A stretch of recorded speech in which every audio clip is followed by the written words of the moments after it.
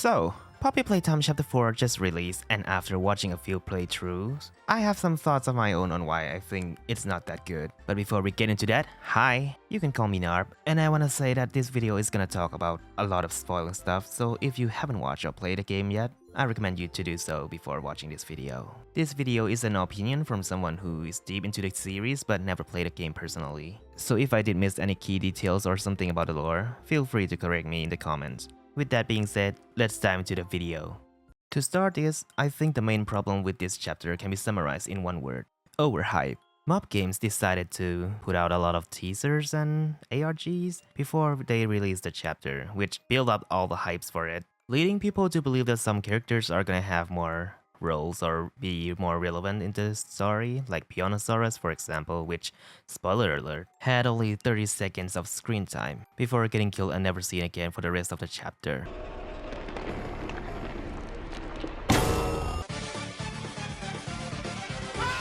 Like, did he so much about this guy only for him to not have any role or relevancy to the chapter or gameplay? And we can't talk about overhyping without talking about the most industrial plant I ever seen in this franchise. Meet the Nightmare Critters. They're basically just a bunch of reskins of the mini critters we had from chapter 3. I can't think of any reason why they would do this other than trying to cash into the success of, you know, the small critters, but with less effort put into it. No cutout boards, no bigger body version, nothing. The only other reason I can think of why they would do this is to separate the good mini critters from the bad nightmare critters, and that's it, despite the mini critters wanting us dead in the last chapter. After all of that disappointment, they decided to give us another one. Meet Yarnaby. Now Yarnaby himself isn't a bad character, but the fact that all of his chases are kinda short and there's a whole section where he was supposed to be in, but the game was so buggy on release that he would either not be there at all. What do you mean? Like the monster won't appear? Is there a glitch going on where the monster won't appear? Please say so. Yeah? Oh, let's run this shit. What are we talking about? Like he's on vacation or something. Or he will be there and almost never lose aggro on you once he detects you.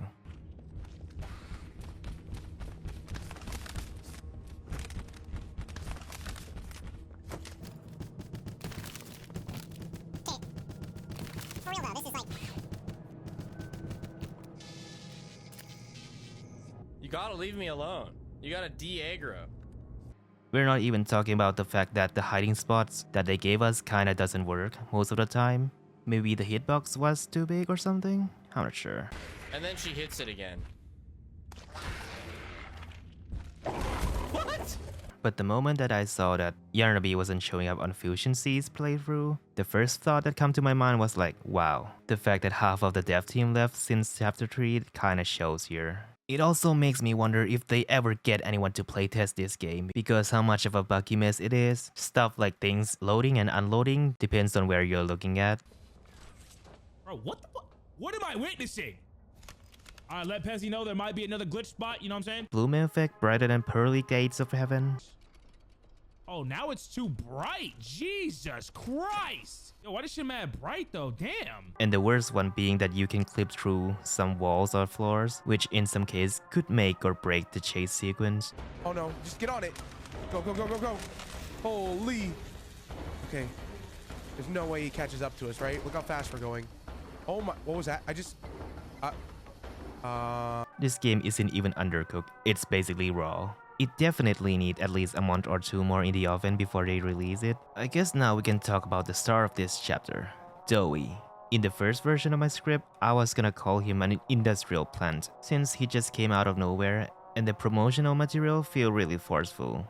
But then I realized the Nightmare Critter exists, so I guess he's at least having some characters here. He's not a bad character by any means, but the fact that Mob Entertainment is pushing him onto us made me feel like they're trying to make us care about him without giving him a proper time to develop his character in the game. And even in the game, he felt so underused and rushed. His power is definitely cool and can be used in so many ways, and yet instead of letting us use that to fight the prototype or the doctor, they made sure that he's gonna be the twisted villains that we're gonna fight later on, which definitely could work if written properly. The problem is, it's not. They made us fight him because he's unstable and is crashing out from the explosion of the safe haven, which isn't even our fault.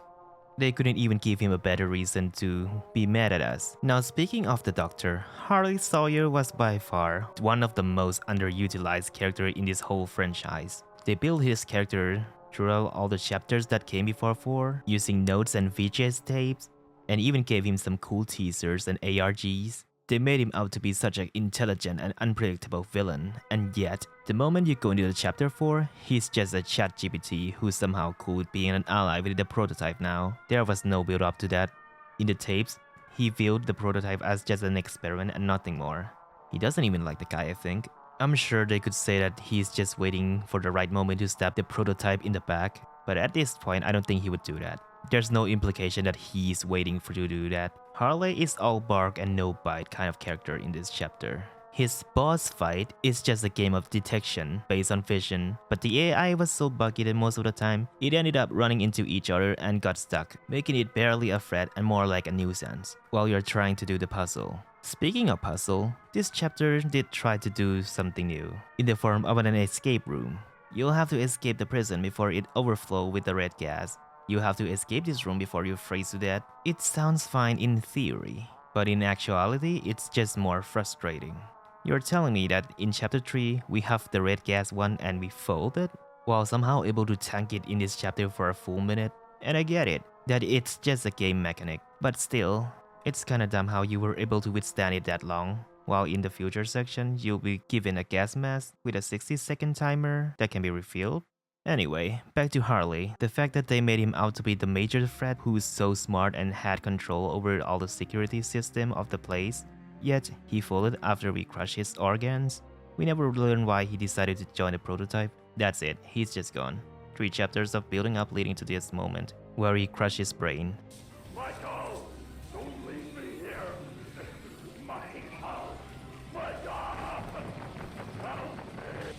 Now let's take a break from criticizing the characters and talk about gameplay. Aside from it being a buggy mess with tons of glitches, I'd say that at least this chapter gave us something new to try and play with. Stuff like the plug that works, I guess. Okay, where can I put this power? Huh? It's gone! Hey, come back. Hey, no, come here. Give me the... Give it to me! Give it to me! Oh my God. The cogwheels. Place. Put that one there. Like, how do you put things down? Squeezing through tight spaces. Crouching. Yeah, that's probably all that this chapter gave us. I will admit that at least I see the potential on where they're trying to go with these new things, but if I were to change things up a bit, here's what I will do. Firstly, I will make the chase with Yarnaby a little bit longer on each of them, since he got like 3 short ones, which technically could work, but the way they execute it is kinda bad. The one where he chased us to the yellow door might as well not exist if it's gonna be that short. Instead, I think what we can do there is have him chase us from room to room. I'm not sure how this is gonna work, but I want him to immediately rush to the other room once we crawl through the vent, and continue to chase us for at least a little bit longer. The final chase with him is kinda dumb and short. He's just trying to follow you up to the stair and jump to get burned. I think the ending could stay the same, but the chase definitely has to be longer. Next one is gonna be another hot take, but the final boss fight should have been with the Doctor instead of Doey. That's right, I think they should have kept Doey as the good guy. He could even help us fight Sawyer. I know this franchise have the habit of introducing and getting rid of the characters in every chapter, but wouldn't it be better if we get to fight Sawyer's bot instead? It would have been fitting for the arena too. Maybe make you freeze the bot and crush it with hydraulic pressure or something? Heck, if you really want to, the saw could have worked too and fitting with the name Harley Sawyer. It would also make sense to fight him instead of Doey, who never had any build-up prior to this chapter, compared to the villain that we've known for 3 chapters, and deserve a proper boss fight. Overall, I think this chapter feels more like a filler chapter, if anything.